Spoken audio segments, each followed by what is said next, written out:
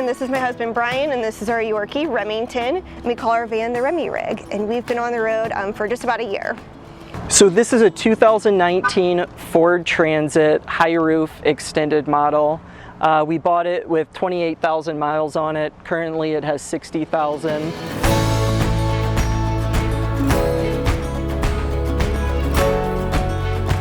Well, welcome to the Remy Rig.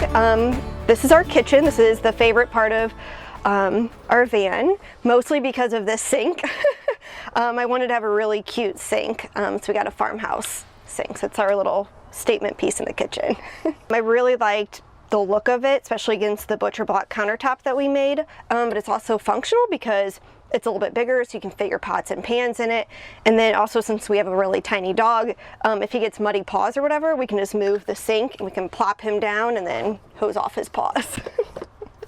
So then we keep all of our produce up here, fruits and veggies. Have other decor that's not really practical, but it gives it a pop of color, and I feel like it makes it look homey and a little more of a feminine touch to the van. And then we have our little spice rack here. This actually was a Christmas gift from Brian's mom. It was really sweet. She had Googled what are the top things that van lifers like to use, and so she found these little magnetic spice jars, so we really like those. And then also our butcher block countertop. We bought one big countertop, cut it, and then we use half for this, and then the other half is we have a sliding table underneath here. We have a stove. It's a portable one, so we can pull it out from one of our cabinets, and it's just a little butane burner, so we can pull it out when we need it, and then when we're not using it, we can pack it away, and then we still have more of the open space. We use our stove every day. I like to cook, and I'm not working while we're on the road. I'm the full-time trip planner, and so I make most of the meals. And I like trying new recipes. You have to get creative when you're working with a van in a small space. So we definitely have a lot of storage. We use our upper cabinets for dishes and for food. I can show you inside. So we have our dishes, we have plates and bowls, and then we keep some of our drinkware, other things. We have little wine glasses back here and little cocktail glasses. They're plastic, but they look cute. So in this cabinet, and they're also hard to open sometimes. So we originally had the little prong closures, and then we were driving on some gravel road and one of the cabinets opened up and stuff started falling out. So we switched to the heavy duty magnets. So inside we just keep more cookware. We have our little French press, a little tea kettle, and yeah, just some snacks. And then our silverware is up here as well. So in these other two cabinets, we have more of our food storage, keep our dry goods up there. We didn't want to keep any of our food on the floor, so all of it is up top or on our hanging baskets. And then this last one, I just have 4 bins. It's extra storage. I have some like beauty products and just whatever miscellaneous things we want to throw up here. We have a real tile backsplash. That's something else that we wanted. It just gives it that homier look to it. Brian installed it. It's held up really great. We've had no issues with it. And then we just mounted this little wood right here so we could attach some stuff to hang our towels and hang a little mirror. So when we're driving, we take that down. Freshwater storage, we have 2 6-gallon jugs. So we use the 2 freshwater, and then we have 1 gray water. And that can last us typically, I would say like 4 to 5 days. And so then in this last cabinet down here in the kitchen, we just have 4 baskets. We keep our pots and pans and then just other miscellaneous items, vitamins, medicine, our toiletry kits, so brush our teeth, things like that. We keep it up here so it has easy access. Our sunscreens. That's one thing I would definitely recommend if someone's wanting to do van life. You spend so much time outside, so to invest in a really good sunscreen, especially for your face. We really wouldn't do anything different with the kitchen. It would be nice if we had more space, maybe have added in an oven and maybe done it on the other side versus having all of this open. But the little cooktop works well for us. We're able to make pretty much any meal we want other than a frozen pizza, so. And then we also have some more storage over here. We have these little shelves, let's see here. We keep like Remy's food and some of his toys and treats. We keep some of our towels down here, an extra jug of water if we want to fill it up just to have extra drinking water depending on what we're doing. I have my little weights down here. I like to pretend I'm going to work out on the road. That has not happened. So over here is my closet. That was one of the things when we were talking about what we wanted when we built out our van, is that I needed a closet. I'm a pretty girly person, so if I'm living in a van, like, I at least need a closet. So Brian built this out for me. We just have open shelves and just bought, you know, cute baskets. So I have a bunch of sweaters and all my pants and clothes, a few books I keep up here. I'm a big reader, so I go through about 4 to 5 books a month. So we always have to find storage in the back to store the books I've read. So, and then back here is I have hanging clothes. Granted, then the pandemic happened and we don't really go to much like indoor dining or anything like that, but you never know. We went to a wedding and it was nice to have clothing options, but I like clothes, so one of the priorities was the closet. I end up not even wearing most of them. I think that's one of the things you realize is once you're living in the van, how much you really don't need. So I'd probably say I cycle through the same things more often than I thought, but we have like an emergency toilet just in case, but for the most part, we use public restrooms and then we use Planet Fitness, and they have that all over the country, so it's worked out for the most part really well.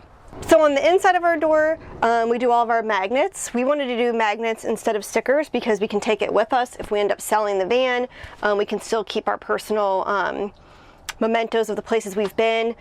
We've been to just over 20 national parks this year. We went to like, I think 22 or 23 national parks.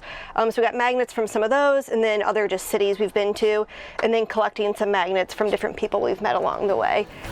So we had, before doing van life, we'd been living in LA, and my dad ended up getting diagnosed with terminal cancer. And so we moved back to St. Louis. We both are from St. Louis. So we decided to move back. We ended up taking care of him full time.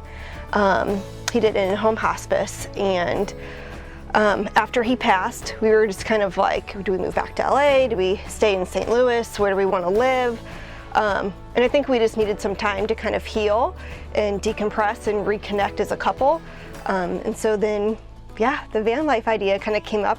He first wanted to do sailing and live in a boat, and I was too afraid to commit to that because I was afraid of drowning. There's a lot less risk involved with doing van life than trying to sail cross country. Yes. So, yeah, we just kind of came across the van life idea, and I said, I think I could get on board with that. So, it was one of those things, picking up and moving back to St. Louis. Brian really sacrificed a lot for me, being there for my dad and helping take care of him. And I think that's kind of what a marriage is it's give and take. And so I'm like, what would make you happy if this next year was all about you? What would you want to do? And that's when he first said the boat. I was like, maybe not that. So then we settled on the van, and yeah, we both really loved it. I've loved it way more than I would have expected. There's definitely a transition period where things are just different. You're going from maybe a few thousand square foot house to now 100 square foot tiny home. And we call it doing the tiny van shuffle. So Angie might be trying to cook, or I'm trying to work, and we're just trying to move around in this tiny space with the dog as well. And sometimes it can feel very close quarters, but what it has brought us in return, these adventures we've been able to take, and the people we've met, it's been all worthwhile. So I'm a very girly girl person. I love doing my hair. I love wearing makeup. I have a fashion degree. I love wearing heels. So I was like, I don't know how it's going to work out. So hence why I have a big closet in here. But no, like it was really seamless for the most part. It's been great. To his point, there's always pros and cons and things you struggle with, but between the people we've met, the places we've gotten to see, the skills we've learned, what it's strengthened in our relationship, I wouldn't trade it for anything. So when we were choosing our layout, we wanted to have 2 benches, one where we could sit across from each other at dinner, but I'm working from the van full time, so I thought having a big bench would be a good idea. It's also doubles as my closet, so Angie's got the standing closet, and I've got all of mine in the bench. I also have, this is where we've set up our electrical components. So we've got 2 sets of 4 puck lights. We have 8 puck lights in total, and then they're on separate dimmers. Also, this is where we can kind of read our battery. where our battery's at. So currently at 85%. We also have our inverter switch there. So we didn't have much experience with van builds prior to us doing this, but one thing that we decided is that we were not going to need solar. We didn't want to go that route. The sunlight can be, you know, if it's out for a few days and cloud covered, we might not have power. So we wanted to go with a battery isolator, which charges off of your alternator. And that is the sole way that we recharge our batteries. And it's been plenty for us. We've wanted to chase the weather. So as far as electrical goes in here, we've got the lights, we've got a fridge, and we have a max air fan. Other than that, we haven't needed much power. So we can go from full charge to 50% and it will last us maybe 4 or 5 days without moving, but we're always moving here or there and it's always constantly recharging. So our van is fully insulated. We use the pink polyiso thick foam, and then we also used Reflectix as a vapor barrier. I understand that's not the intention of Reflectix, but we chose to use that anyway. And then we covered it up with just these 1x6-inch spruce pine boards. Angie painted everything. And then same spruce pine boards on the ceiling, but just with a natural stain. Here's my workstation. Here's the other half of the butcher block. So I work from here Tuesday, Wednesdays, and Thursdays. It's plenty big for my setup with a laptop, and that's where we have dinner as well. We also have our fridge on slide outs. I believe they're 250-pound sliding rails, which is plenty strong for this fridge. This is a 50-quart Dometic freezer fridge option, so it can be a freezer or a fridge, not both at the same time.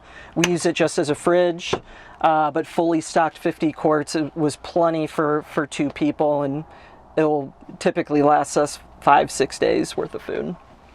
So this bench, just same way as the other one, it's just kind of a lift up, and we keep a spare computer in there and just some of Angie's different shampoos, different things like that. So the bed is a memory foam mattress that was a queen that we cut down the length of it. And we built this bed to actually not sleep across, but sleep long ways. That's one thing that I wanted to make sure that we were both comfortable sleeping at night. We didn't want to kind of cram in. I know some of the ProMasters have, are a little wider, so it's easier to sleep sideways, but in a Ford Transit, it felt like it made sense to just sleep long ways. So our bed actually pulls out. You can kind of see this, I don't know, accordion assembly, and it actually pulls out. So it actually pulls out all the way to here. And then we have a mattress topper that we bring down, and we bring these 3 pillows to kind of fill some of that void. And then that's where our feet go. So it's not a full continuous one-piece mattress. We use these big pillows, but it's been, it's worked plenty good for us. For my living, I am a CPA with a public accounting firm.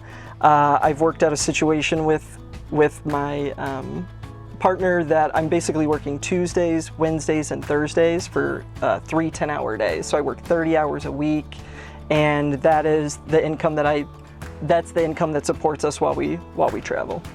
We probably won't stay tiny. That might be in our future again at some point.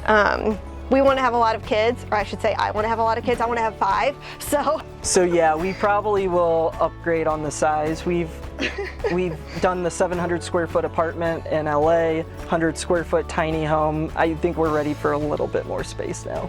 But I think part of like the nomadic lifestyle will always stay with us. It's something we want to build another van, and it'd be fun when we have kids to take them traveling. We see families that do it in buses. I think it would be hard to do in a van, but maybe doing a bus. So I could see that being in our future. So here's the back. It's a little dirty. One thing I do like about the Ford Transits, I'm not sure if the other makes do this as well, but I do like having kind of the magnetic doors that can kind of fully open up. works well if it's kind of windy. They kind of hold in place a little better. So here's our garage area. It's definitely gotten more tight as we've taken up climbing. So on the road trip this year, we learned how to climb in Lake Tahoe. Met some really great people, but we've definitely acquired some climbing gear along the way. So that's kind of what you guys see here. And here we also have a 3,500 watt Predator generator. And so we're mainly trying to chase the weather, but we did get caught in Moab in 12-degree weather. And so we're able to pull the generator from the very back, run it outside, and then run an extension cord through the back using a little space heater. And a little space heater is plenty enough to keep this warm. So we would run it for 24 hours at a time and didn't have a problem. We try to compartmentalize as much as our stuff as possible. It's just a better use of our space. So that's that. And we also have, this is our big laundry bag, but if you take a peek in here, you can kind of get a glimpse of our electrical setup. So we've got two 200 amp hour Renogy gel batteries, so 400 amp hours. I think that's plenty enough for two people that are kind of chasing the weather. If you're wanting to be on the road for longer than, say, maybe a year and a half, you might want to consider a third battery and do 600 amp hours, but 400's been plenty for us. The yellow thing here is a battery charger, so if for some reason we were not getting enough recharge capabilities off the alternator through the battery isolator, we could plug into a 120 volt outlet and charge through the battery charger. So you can see that here, we've got a battery isolator down here, the two batteries, and then the 1,000 watt inverters up front. One piece of advice I would give to someone that's looking into doing this is don't let anything get in your way. Don't think that you have to have a $50,000 rig or a $100,000 rig to do this. We've seen vans anywhere from a $1,000 price point to $200,000 price point, and van life can be for anyone. I think for me also, just wanting to say that you don't have to fit a certain mold or a cookie cutter type to think you can be a van life person. I definitely wasn't. It's one of those things that anybody can enjoy nature, and you know, you meet new people, you meet new experiences, you challenge yourself, you learn new skill sets. And I absolutely recommend it to everybody to at least try, even if it's just like a weekender. We've met some unbelievable people, and we've created relationships that I think we're gonna have for the rest of our lives because of van life. So yeah, I wouldn't trade it for anything. So yeah, if you want to follow us, we have an Instagram account called Traveling Tiny Home. All right, well, thanks for taking the tour of our van with us, and yeah, we hope you guys all consider doing the van lifestyle.